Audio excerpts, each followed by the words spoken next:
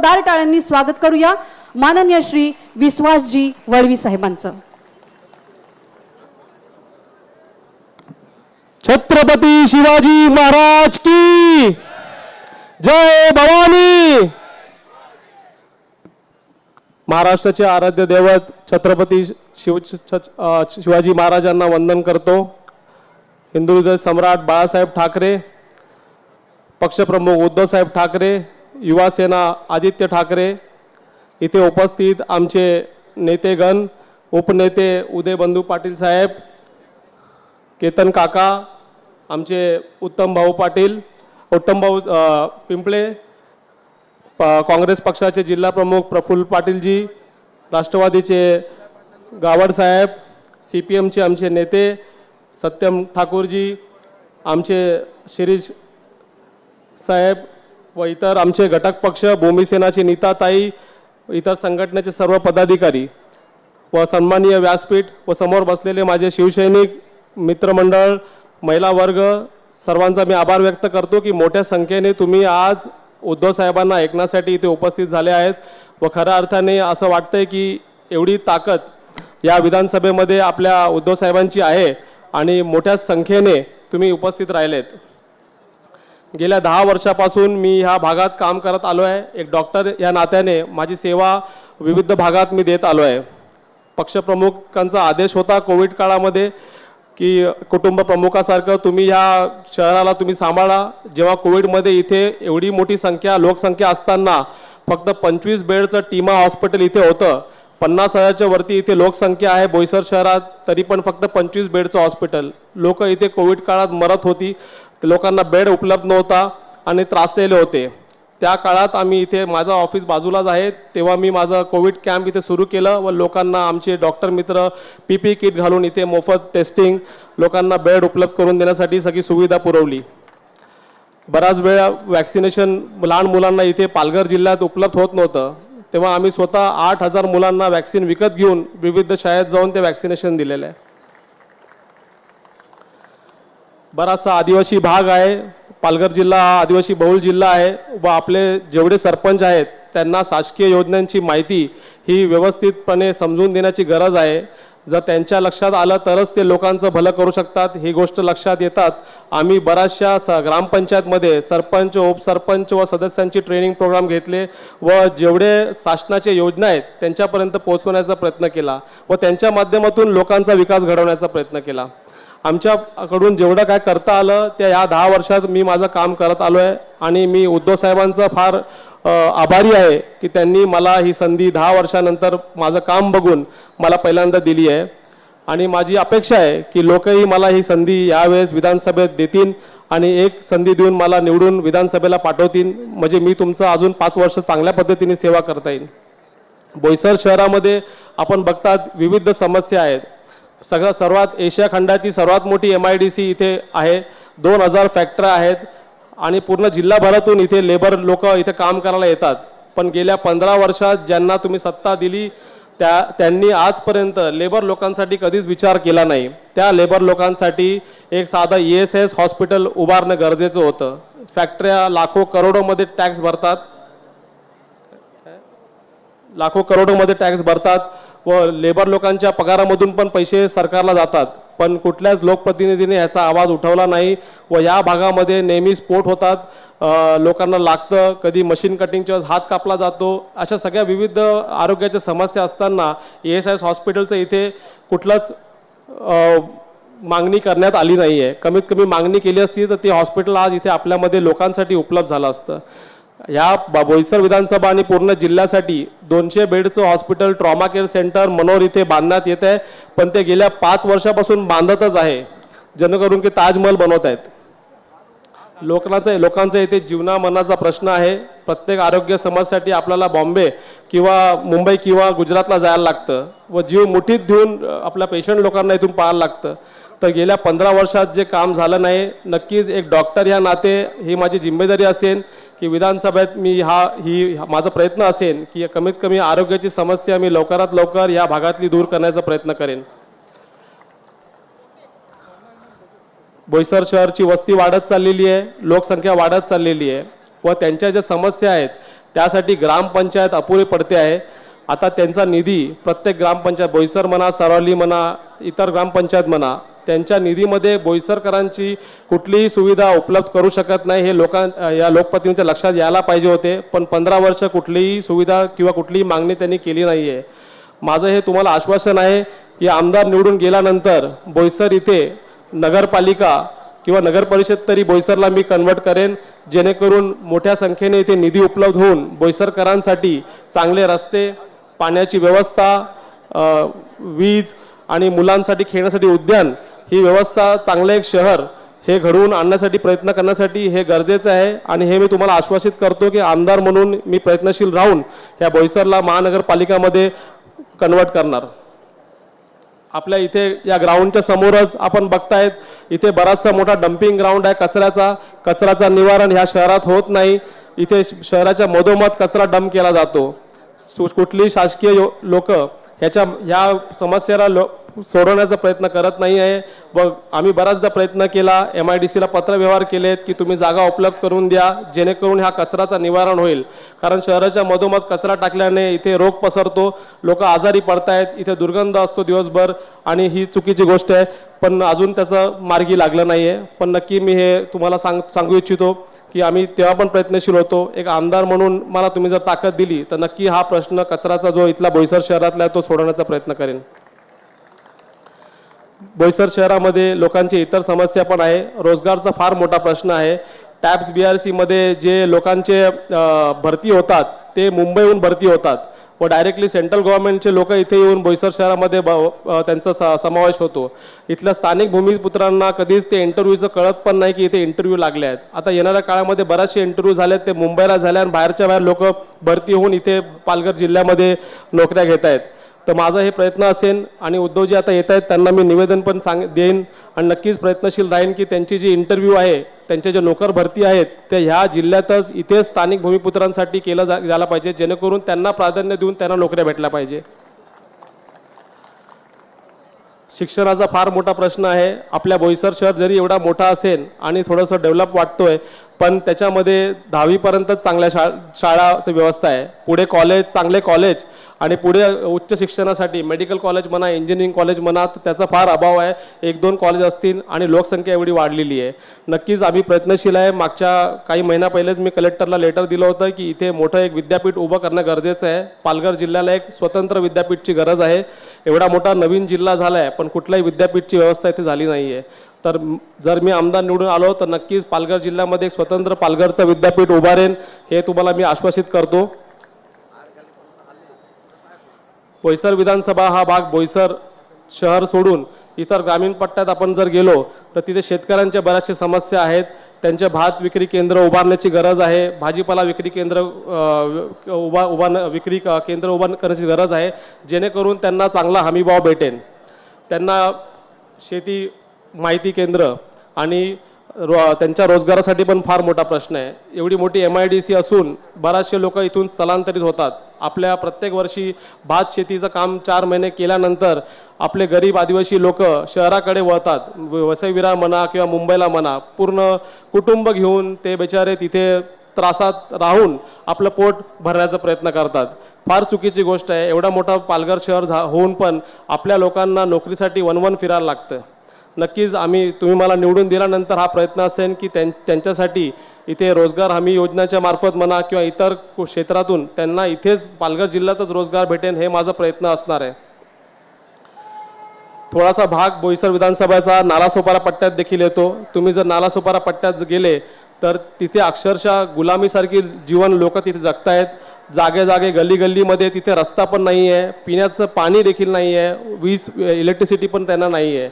माझं त्यांना आश्वासन असेल की जे काय त्यांचे घरं आहेत ते अनधिकृतपणे आता सध्या राहत असतील पण बराच वर्ष राहत आहेत ते.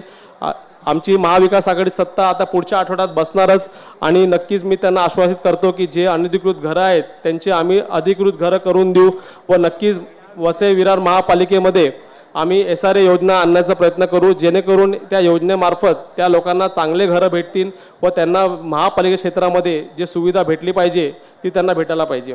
तिथे देखील बरेचसे सर्व धर्मीय दफनभूमीची प्रश्न आहेत.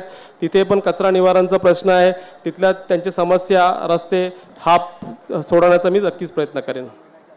समस्या अनेक आहेत आणि गेल्या 15 वर्षापासून ज्यांना तुम्ही निवडून दिलं आहे त्यांनी कुठलंही काम इथे केलं नाही आहे.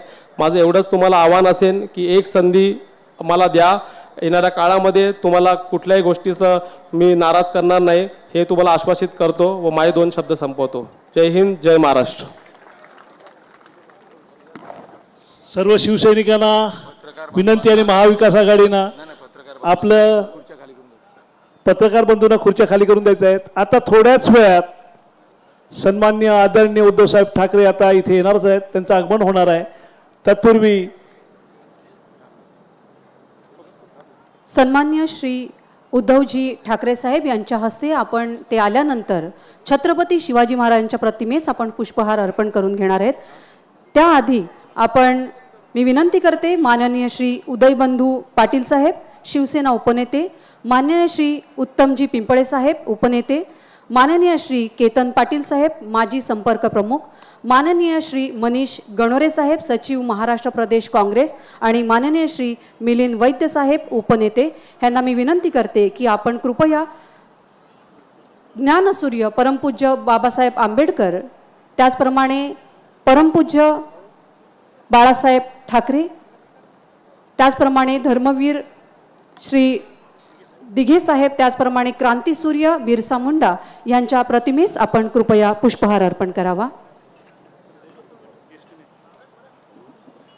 ज्येष्ठ नेते माननीय श्री उदयबंधू पाटील, त्याचप्रमाणे इतर मान्यवरांना देखील विनंती आहे की आपण प्रतिमेस पुष्पहार अर्पण करावा. आज आदरणीय परमपूज्य बाळासाहेब ठाकरे यांची आज पुण्यतिथी आहे. त्यांचं पुण्यस्मरण आज आपण येथे करीत आहोत.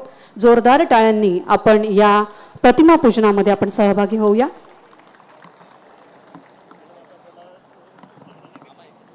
टाळ्या थोड्याशा कमी पडतात. जोरदार टाळ्यांनी आपण ह्या प्रतिमा पूजनामध्ये सहभागी होऊया.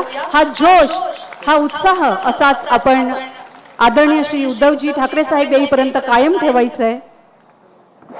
साहेबांचं गाणं जायचं, शिवसेनेचं गाणं लावायचं आहे ताबडतोब.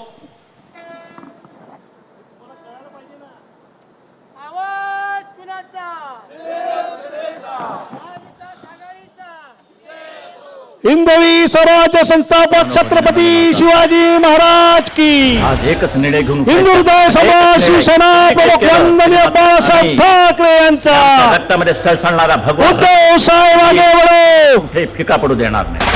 महाविकास आघाडीचा कधी आपण मुजोड नाही, दिसतो साधे भोळे तरी मनगट कमजोर नाही. आपल्याला लढायचा कुणामध्ये चोर नाही, आपल्या एवढी कुणाचीही निष्ठा थोड्या वेळात आता आपले मनामध्ये शिवसेना पक्षाचे आणि महाराष्ट्राचे सर्वात लोकप्रिय आणि लाडके नेते आदरणीय उद्धवसाहेब ठाकरे यांचं आगमन होणार आहे.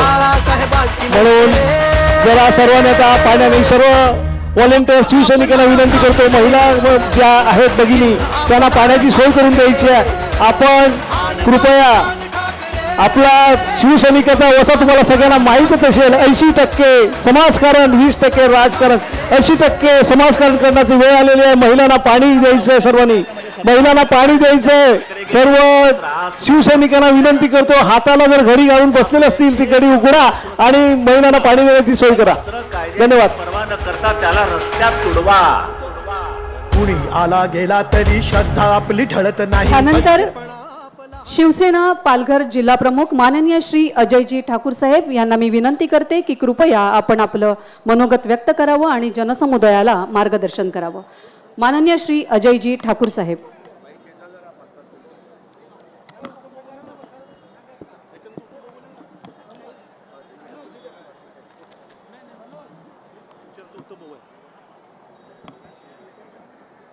जय महाराष्ट्र,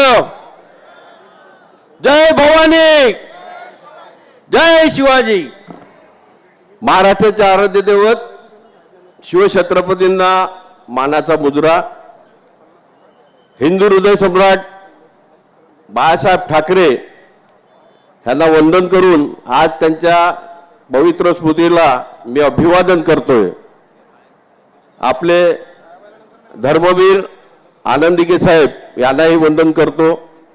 आपल्या पक्षाचे पक्षप्रमुख उद्धवजी बाळासाहेब ठाकरे, युवासेना प्रमुख आदित्यजी ठाकरे, तसेच आपल्या व्यासपीठावर आपल्या भागातील उपनेते माझे दैवत उदयबंधू पाटील, केतन काका, तसेच अनिल गावड आहेत, प्रफुल्ल पाटील, सर्व सन्माननीय, तसेच आपले बोईसर विभागाचे उमेदवार डॉक्टर विश्वास वळवी, तसेच पालघरचे उमेदवार जयेंद्र दुबळे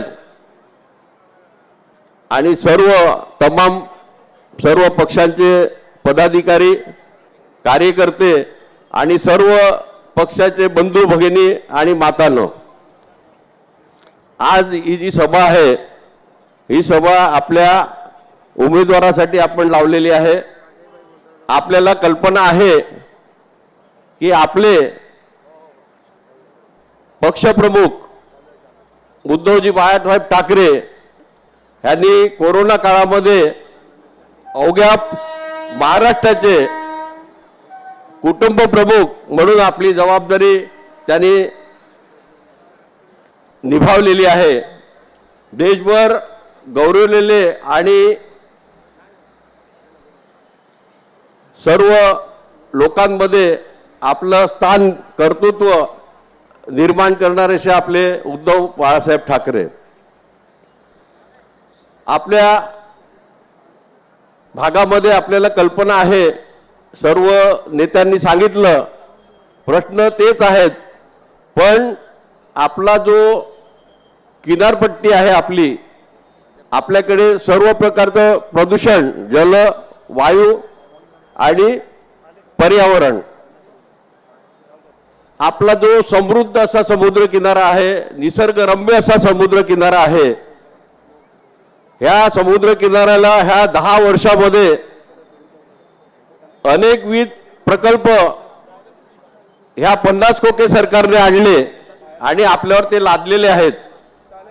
सर्वात पहिले प्रथम आपल्यावर वाढवण बंदर लादलं आणि पूर्ण मच्छीमार समाजाला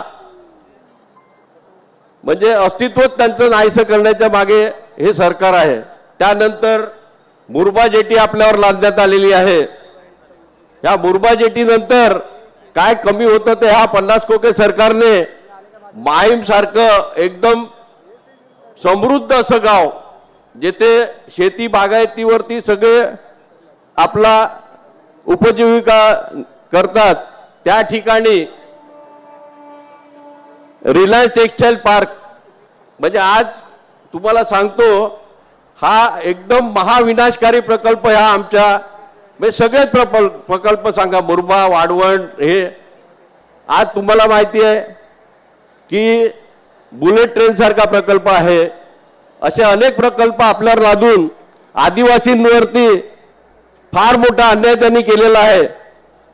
आदिवासी समाजाच्या जागा घेऊन त्यांना मोबदलाही नीट देण्यात आलेला नाहीये. अशा सरकारला आपल्याला घरी बसवायचं आहे. आणि आमचे जे जयेंद्र दुबळे आहेत, त्यांच्यासमोर जे उमेदवार आहेत गावित, ह्यांनी आतापर्यंत मला वाटतं बेडकासारख्या कमीत कमी 5-6 पक्षामध्ये उड्या मारल्या. आणि वाढवण बंदर झालं तर बुलडोझर खाली मी झोपणार आहे अशा भाष्य करणारा हा माणूस ह्या खासदारकीला आपल्याला, आपण खासदार आल्यानंतर असं करू तसं करू केलं, पण आजपर्यंत त्यांनी एकही कुठेही प्रचारात, भाषणात वाढवण बद्दल, जेटी बद्दल किंवा आमच्या रिलायन्स प्रकल्पाबद्दल आजपर्यंत कधी आवाज उठवलेला नाहीये.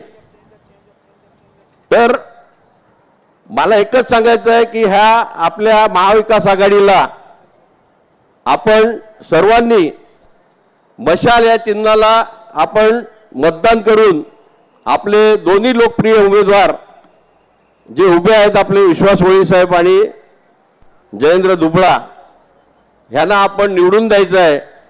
भरघोस मताने निवडून देणार की नाही? बस, थँक्यू. इथे थांबतो. जय हिंद, जय महाराष्ट्र. थँक्यू.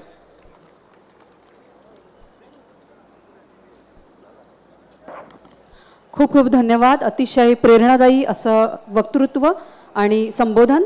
ह्यानंतर माननीय श्री उत्तमजी पिंपळे साहेब, उपनेते शिवसेना, यांना मी विनंती करते की कृपया आपण आपलं मनोगत व्यक्त करावं.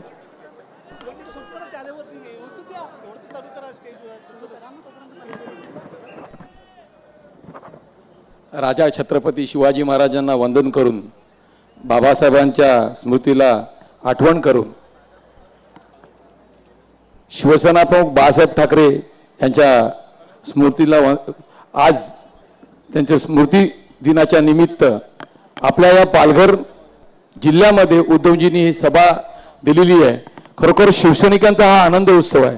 त्यांच्या स्मृतीची आठवण करून, धर्मवीर दिघे साहेबांची आठवण करून, सन्माननीय पक्षप्रमुख उद्धव साहेब, आदित्य साहेब, उदयबंधू केतन पाटील आणि सन्माननीय व्यासपीठ दोन्ही उमेदवार आज आपल्या पालघर जिल्ह्यामध्ये गेल्या 40-45 वर्षाच्या घोडदौडीमध्ये 1980 सालापासून या शिवसेनेची घोडदौड कधीही थांबलेली नाही. शिवसेनेला कुठलीही निवडणूक तशी अवघड नाही, पण आता काही गद्दारांमुळे ही निवडणूक अवघड आहे असं वाटतं, पण तसं मला वाटत नाही कुठली निवडणूक अवघड होईल. या व्यासपीठावर असलेले उदयबंधू असो, केतन पाटील असो, 80च्या दशकापासून आपल्या पत्रकार बांधवांना सगळ्यांनाच माहिती आहे की शिवसेनेसाठी कोणाचा काय त्याग आहे. प्रत्येक वेळेला म्हणजे आपण काहीतरी दुसऱ्यांच्या बाबतीत बोलायचं. म्हणजे मी एक उदाहरण सांगतो.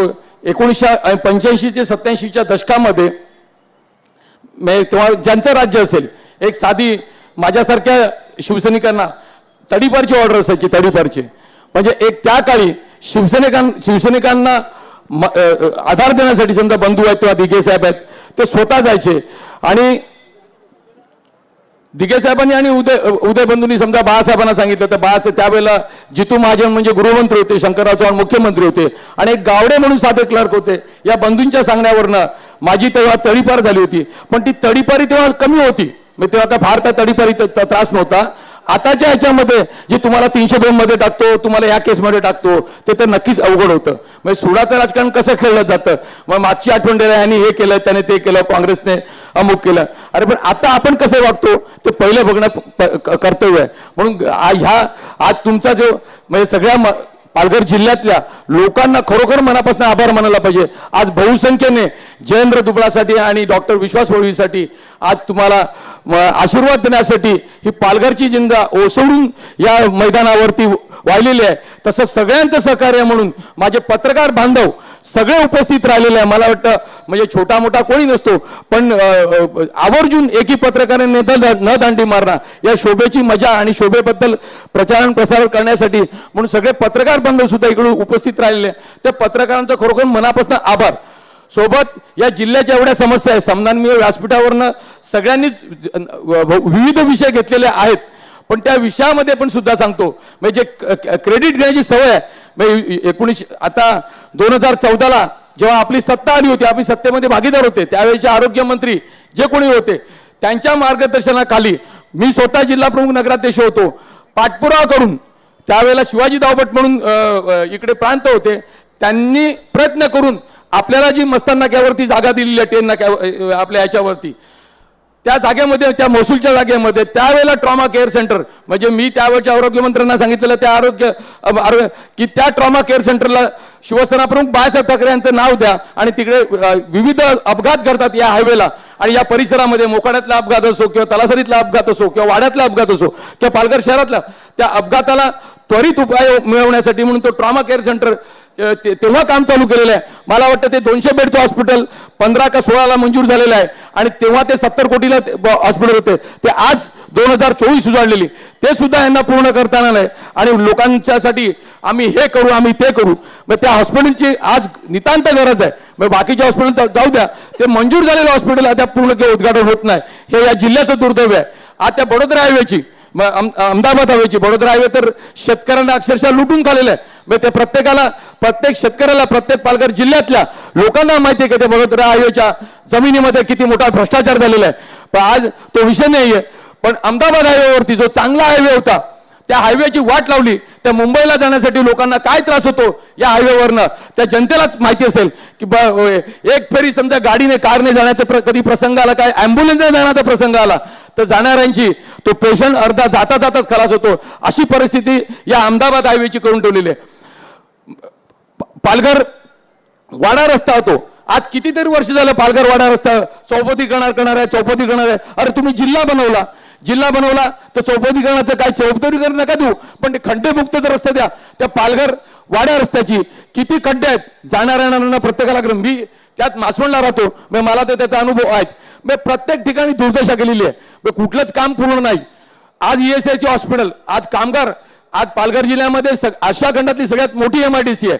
MIDCचा आपण प्रत्येक वेळेला आवर्जून विषय घेतो. माझ्या गरीब बांधवांना फुकट देऊ नका, आदिवासी बांधवांना फुकट देऊ नका.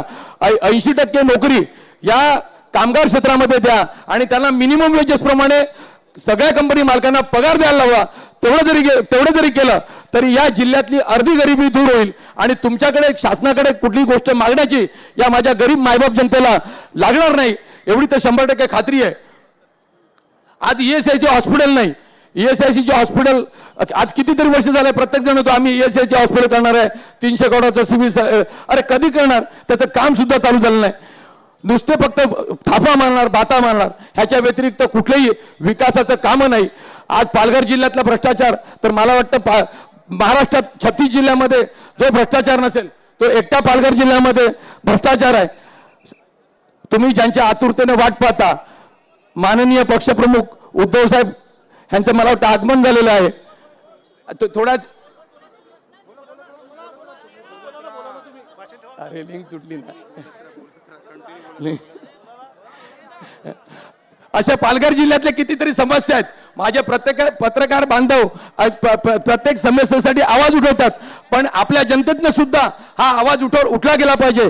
कोणीही तुम्हाला घाबरवणार नाही, कोणीही तुम्हाला कुठल्या ह्याच्यावर करणार आणि तुम्हाला कधी पण धमकवण्याचा प्रयत्न झाला किंवा तुम्हाला घाबरवण्याचा प्रयत्न, आम्ही तमाम या व्यासपीठावर आणि या पालघर जिल्ह्यातल्या पत्रकारांसोबत सगळे राजकीय पुढारी रस्त्यावर उतरू आणि तुमच्या रक्षणासाठी, सदैव जनतेच्या रक्षणासाठी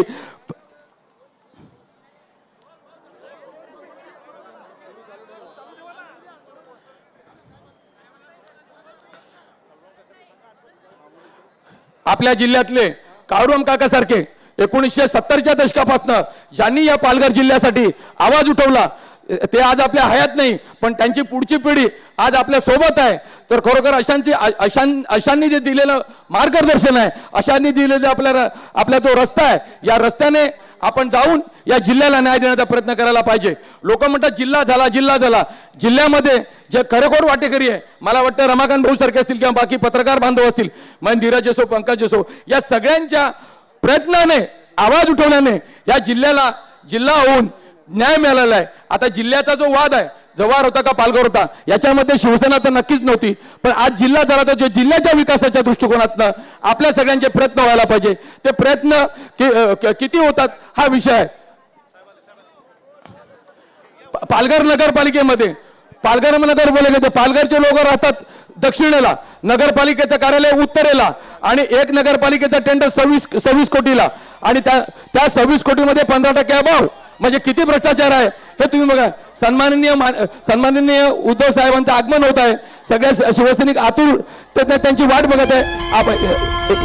हिंदवी स्वराज्य संस्थापक छत्रपती शिवाजी महाराज की जय. शंखनाद होऊ दे, रणदुंदुभी वाजू दे, नाद सन्माननीय माननीय श्री उद्धवजी ठाकरे साहेबांचं या व्यासपीठावर आगमन होत आहे. सहस्त्र टाळ्यांच्या गजरामध्ये आपण त्यांचं स्वागत करूया. उद्धवजी साहेब हिंदू हा तुझा धर्म जाणून घे, हेच मर्म जीवन करत्या उद्धव साहेब आगे बढ़ो. हिंदुत्व सम्राट शिवसेना प्रमुख वंदनीय बाळासाहेब ठाकरे यांचा महाविकास आघाडीचा शिवसेना उद्धव बाळासाहेब ठाकरे यांचं चिन्ह.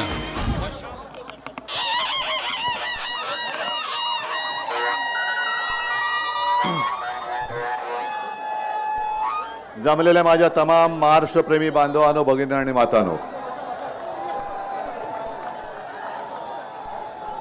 यावेळेला जिंकणार का नक्की? कारण गेल्या वेळेला गर्दी खूप होती. मी तुम्हाला वचन द्यायचं माझं काम केलंय, याही वेळेला करतोय. या वेळेला आपले 2 उमेदवार आहेत, या दोन्ही या.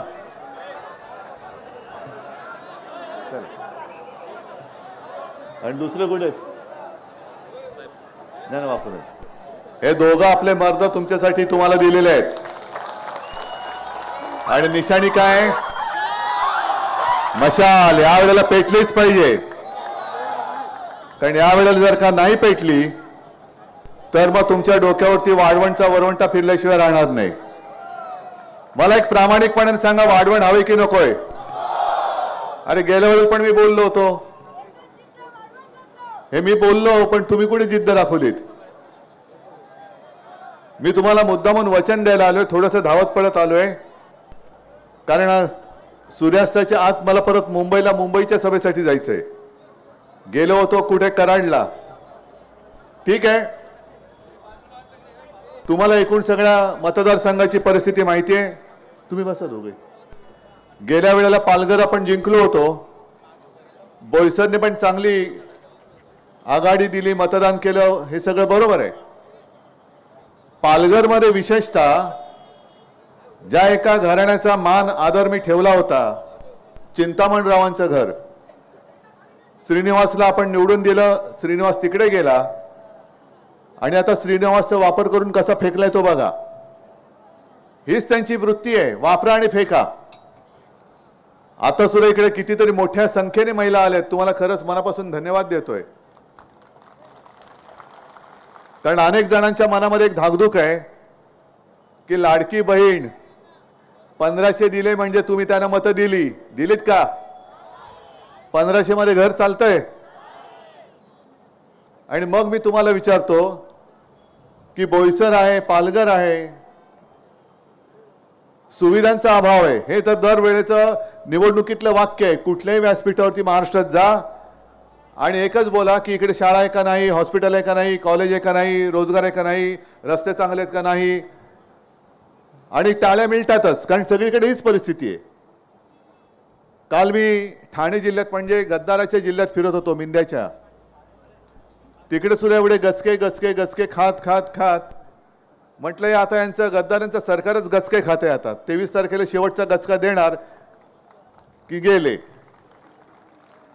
पण मी तुम्हाला वचन द्यायला आलोय की महिलांना नुसते 1500 रुपये नाही तर मान, सन्मान, आदर, सुरक्षा आणि बरोबरीने 3000 रुपये हे आपलं महाविकास आघाडीचं सरकार देणार आहे. अनेक अशी मुलं आहेत की ज्यांना शिकायचं आहे पण पैशाअभावी शिकू शकत नाही. त्यांच्यासाठी सुद्धा आपलं महाविकास आघाडीचं सरकार आल्यानंतर जसं मुलींना शिक्षण फ्री आहे तसंच मी माझ्या महाराष्ट्रात जन्मलेल्या मुलांना सुद्धा शिक्षण मोफत दिल्याशिवाय राहणार नाही. बाकी 2 गोष्टी आहेतच, 2 जी बंदरं आहेत, वाढवण आणि मोरबे. हे जर का तुम्हाला खरोखर नको असेल तर या वेळेला मला दोन्ही आमदार आपले निवडून द्या.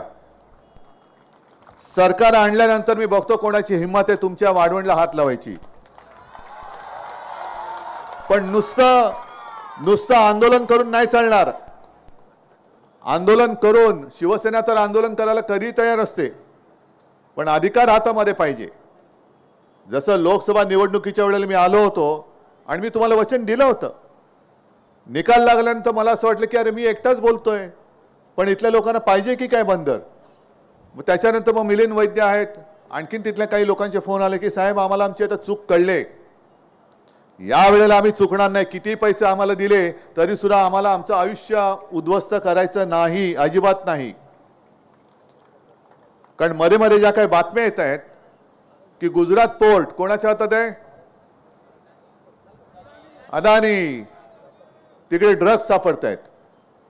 मग इकडे बंदर झाल्यानंतर थेट इकडे ड्रग्ज येतील. म्हणजे हा सगळा परिसर, आपले आयुष्य, मुलाबाळांचे आयुष्य ही संपूर्ण अंधारात फेकून देतील ते. आणि हे बरे टिकूजीराव पैसा कमवून जातील कुठे आपल्याला कळणार पण नाही. आज धोका फक्त वाढवण बंदराला नाहीये, संपूर्ण महाराष्ट्राच्या किनारपट्टीला आहे. मुंबईचे 2 धरून जे 7 जिल्हे किनारपट्टीवर आहेत या सगळ्या किनारपट्टीचा, कोळीवाड्यांचा आणि गावठाणाचा हे क्लस्टरच्या माध्यमातून विकास करायला बघतायत. क्लस्टर म्हणजे काय, जसं झोपडपट्टी विकास आपण करतो की सगळ्यांनी एकत्र करून उंच बिल्डिंग बांधून त्याने द्यायचं त्याच्यात टाकून, की बाकीच्या जागेवरती बिल्डर त्यांचे टॉवर उभारून पशार. मग कोळीवाड्यांना माझं जे काय अस्तित्व आहे, कोळीवाड्यांची जी काय ओळख आहे ती पुसून टाकण्यासाठी या महाराष्ट्र द्रोह्यांना आपण मत देणार आहोत. आपलं सरकार आल्यानंतर पहिल्या प्रथम मी तो जो काय त्यांचा आदेश काढलेला आहे तो फाडून फेकून देणार आहे. फाडून फेकून देणार, मी जाहीर सांगतो मी. कारण माझ्या कोळीवाड्याचं अस्तित्व आहे, माझ्या कोळी बांधवांचं, समाजाचं जे अस्तित्व आहे ते मी यांना आदनीला पुसू नाही देणार. मी आदिवासींचं अस्तित्व आहे. अगदी आपले आदिवासी म्हटलं तर काळूराम काकांचा उल्लेख हा केलाच पाहिजे, कारण त्यांची आठवण काढल्याशिवाय तो विषयच पूर्ण होत नाही. काळूराम काकान आज नाही येतो, पण आदिवासींचं अस्तित्व संपवायचं, कोळ्यांचं संपवून टाकायचं आणि जणू काय सब भूमी अदानी की, जे काय आहे ते मुंबई सकट सगळं हे अदानीला देऊन टाकायचं. मी मुख्यमंत्री होतो तेव्हा जवाहरला आलो होतो. मी या सगळ्या गोष्टी तुम्हाला सांगितल्यात आणि माझ्या मनामध्ये पालघरसाठी नक्की काहीतरी विकासाचा एक आराखडा आहे. मला अकॅडमी वाढवण बंदर होऊ नाही देणार, अजिबात होऊ देणार नाही. जर तुमची ना असेल तर कोणी किती मोठा आला तरी मी आपलं सरकार आल्यानंतर वाढवण बंदर आणि मोरबे बंदर होऊ देणार नाही म्हणजे नाही. पण याचा अर्थ असा नाही की जे मोदी आणि शहा सांगतायत की उद्धव ठाकरे विकासाच्या विरुद्ध आहेत. विकासाच्या विरुद्ध नाही, मी सत्यानाशाच्या विरुद्ध आहे, विनाशाच्या विरुद्ध आहे. मला माझ्या पालघरचा विकास करून पाहिजे. आणि पालघर हा खरंच सुंदर जिल्हा आहे. पालघर जिल्ह्यामध्ये किनारपट्टा आहे, जिकडे माझे कोळी आहेत तिकडे छान पर्यटन येऊ शकतं. जव्हारसारखं ठिकाण आहे, तिकडे हिल स्टेशन होऊ शकतं. म्हणजे इकडे बंदर करण्यापेक्षा चांगली एखादी जागा बघून आपण एअरपोर्ट का नाही करायचं, विमानतळ करू आपण इकडे. येथील उद्योग येतील, उद्योजक येतील, पर्यटक येतील, चांगल्या सुविधा येतील, चांगली कॉलेज येतील, चांगल्या शाळा येतील.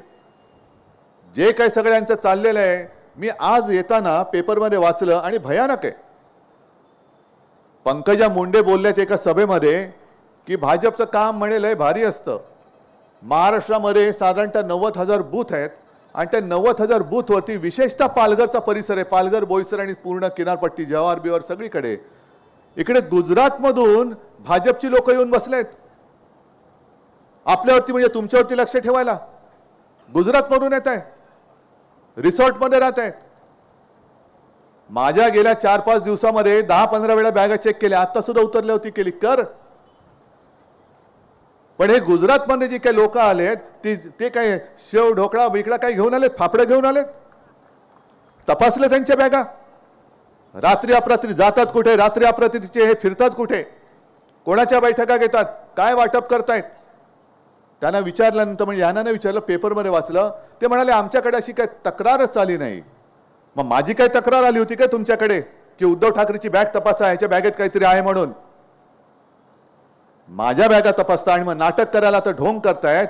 अमित शहाची पण बॅग तपासली, मोदींची अजून तपासलीच नाही आणि तपासण्याची गरज नाही, कारण मोदींच्या बॅगेत मिळणार काय, नुसत्या थापा.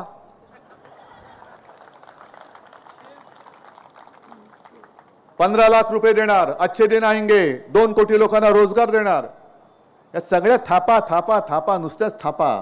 आणि त्या थापांसाठी बॅग उघडण्याची गरज नाही, त्यांच्या भाषणामधूनच त्यांच्या थापांच्या वाफा दिसत आहेत आम्हाला. पण आज संपूर्णपणे महाराष्ट्र निवडणुकीच्या वेळेलाच तुम्ही गुजरातची माणसं आणून तुमच्या नियंत्रणाखाली घेऊन बघत असाल तर मग मराठी माणूस आणि आपल्या इथला भूमिपुत्र मेला की काय? का म्हणून आपण लाचारी करायची, काय म्हणून आपण दादागिरी सहन करायची? त्या कोल्हापूरच्या सुद्धा त्यांनी मला काहीतरी आव्हान दिले, महाडिक का, तर त्यांनी त्यांच्या सभेत सांगितलं की ज्या महिला आल्या त्यांचे फोटो काढून ठेवा आणि महिलांना सांगितलं की तुम्ही पैसे आमच्याकडून घ्यायचे आणि जायचं महाविकास आघाडीकडे, हे नाही चालणार. ₹1500 तुम्ही काय तुमच्या वडिलांकडनं घेऊन देताय? हे माझ्या जनतेचे आहेत, तुमच्या हक्काचे आहेत. आणि महाडिकला मी प्रत्येक सभेमध्ये इशारा देतोय, तुमच्या समोर परत देतोय की इकडे बघ किती मोठ्या संख्येने माझ्या भगिनी आलेल्या आहेत, तू यांचा फोटो काढायचा प्रयत्न कर, बघ त्याच तुला कशा करतील, तुडवतील त्या. पण त्या पलीकडे जाऊन सांगतो की माझ्या एका जरी भगिनीच्या केसाला धक्का लागला तर मुन्ना तुझा हात मी उकडून फेकून दिल्याशिवाय राहणार नाही. ही बस झाली दादागिरी. आपल्याला बरीच कामं करायची आहेत. मी जसं तुम्हाला सांगितलं की मुलांना मोफत शिक्षण देणार आहे, महिलांना 3,000 रुपये आपण देणार आहोत, अशा अंगणवाडी सेविकांचं मानधन वाढवणार आहोत. तसंच 25 लाखापर्यंत कॅशलेस मेडिकल सेवा देणार आहोत. पैशाशिवाय अडता कामा नये. शेतकऱ्यांना कर्जमुक्त करणार तर आहोतच, शेतकऱ्यांना हमखास भाव देणार आहोत, हमी भाव देणार आहोत. खूप गोष्टी करायच्या आहेत. पण एकदा तुम्ही सगळ्यांनी मला एकदा हात वर करून सांगा, नाहीतर मग हा विषय सोडून द्या. कारण ही निवडणूक, नाही माझा प्रश्न तर ऐका, ही निवडणूक जर का आपण हरलो आणि राज्यामध्ये आपलं सरकार आलं नाही तर मग मात्र वाढवण असेल, मोरबे असेल, तुमच्यावरती लादलं म्हणून समजा. आणि तुमची तयारी असेल तर तुम्ही सांगा आम्हाला वाढवण हवंय, तुम्ही सांगा आम्हाला मोरबे हवे. मला काही म्हणायचं नाही. मी लढतोय हे तुमच्यासाठी लढतोय, मला काही फरक पडत नाहीये. अदानी माझे कोण लागत नाही, माझे तुम्ही लागतात. कारण या कठीण काळात सुद्धा तुम्ही माझ्या सोबत राहिलेला आहात. आणि म्हणून एकदाच मला सांगा की तुम्हाला ही बंदरं हवेत की नको आहेत. नाही नको असेल तर हात वर करा. आणि पत्रकारांनो हे दृश्य टिपा. ज्यांना ज्यांना वाढवण किंवा मोरबे बंदर नको आहे त्यांनी सरळ आपले हात वर करावे. आणि जर हवे असतील तर हात खाली करा, मला काही हरकत नाहीये. पण जे हात वर झालेले आहेत हे हात 20 तारखेला मशालीचं बटन दाबणार आहेत काय? कारण नुसतं या सभेमध्ये हो आणि नाही करून चालणार नाही. जर हा अन्याय तुम्हाला जाळायचा असेल तर तुम्हाला या दोन्ही उमेदवारांना मशाल, धगधगती मशाल हातात घेऊन हा अन्याय जाळून टाकावा लागेल. ही दादागिरी जाळून टाकावी लागेल. आणि हे एकदा तुम्ही जर का केलं तर पुढची जी काही वचनं आहेत, मग बंदर रद्द करण्याची जबाबदारी माझी आहे. मी देतो तुम्हाला वचन. तुम्हाला रोजगार देण्याची जबाबदारी माझी आहे. तुमचा विकास करण्याची जबाबदारी माझी आहे. चांगल्या सुविधा, हॉस्पिटल असेल, कॉलेज असेल, जे जे काय आहे हे 2 आमदार जे मला सांगतील ते मी तुमच्यासाठी करण्याची जबाबदारी घेतली म्हणून समजा. आणि त्याचसाठी आज जरा आपली ही एक धावती भेट म्हणा, पण विजयी झाल्यानंतर मात्र मी पुन्हा एकदा तुमच्या भेटीला नक्की आल्याशिवाय राहणार नाही. आणि तेव्हा मात्र तुमच्या ज्या काही मागण्या आहेत त्या मला द्या. आघाडी सरकार आपलं आल्यानंतर त्या पूर्ण करून देण्याची जबाबदारी ही माझी आहे, हे वचन तुम्हाला देतो. आणि मुंबईच्या सभेसाठी आपली रजा घेतो. धन्यवाद. जय हिंद, जय महाराष्ट्र. उद्धवजी ठाकरे साहेबांचा, उद्धवजी ठाकरे साहेबांचा, आपली निशाणी, आपली निशाणी. राष्ट्रगीतानंतर सभेची सांगता होणार आहे, कुणी जाऊ नये. हॅलो, एक मिनिट ऐका, कोणी उठू नका. साहेबांना सभेसाठी जायचं म्हणून निघालेले आहेत. आपण तिथेच थांबायचं आहे. राष्ट्रगीत होईल, राष्ट्रगीत नंतर सभेची सांगता होईल. थांबा जरा. बरोबर. आणि सर्वप्रथम सर्वांना विनंती करतोय, महिलांना सर्वप्रथम जायला द्यायचं आहे. थोड्याच वेळात साहेब निघाले.